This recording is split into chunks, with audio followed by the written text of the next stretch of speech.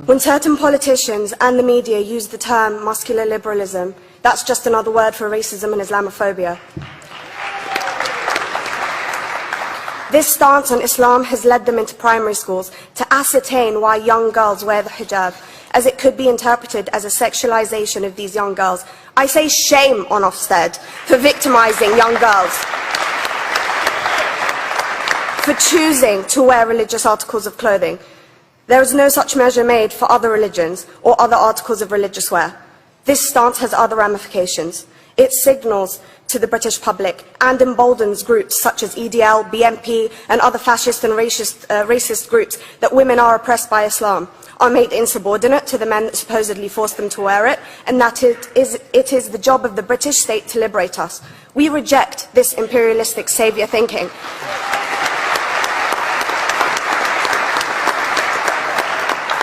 And I am here to state for all people who choose to practice their beliefs openly that we are not oppressed by our faith. Islam is not one homogeneous block. There are Muslim women who do not wear the hijab, and that is their interpretation of their faith.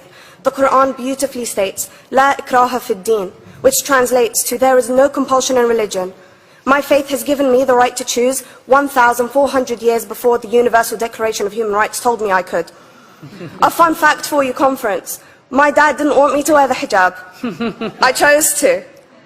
Those of faith, thank you. Those of faith should have the right to choose to wear their articles of faith.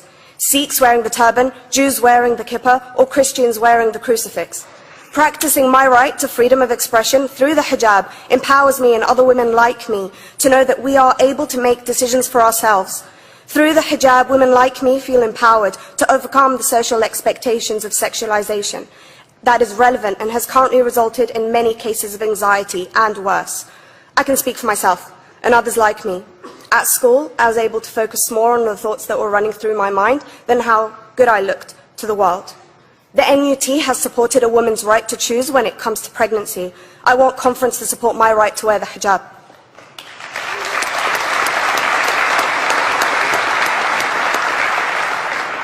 How I choose to practice my faith is clearly displayed for all to see.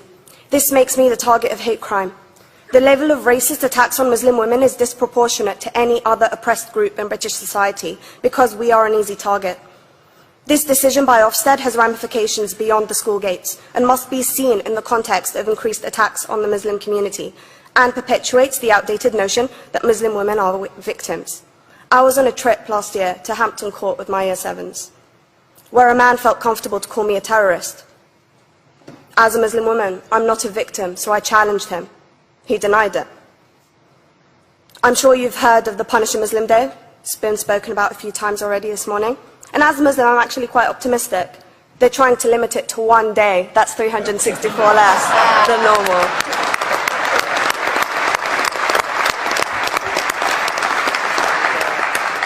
But let's be clear, conference. Islamophobia and other forms of racism affects non-Muslims too.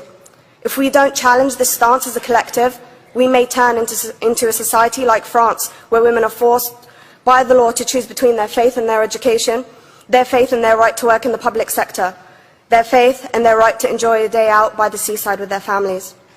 I want to end by stating that I came to this country as an 8-year-old refugee. We are Palestinians, forced out of our land in 1948.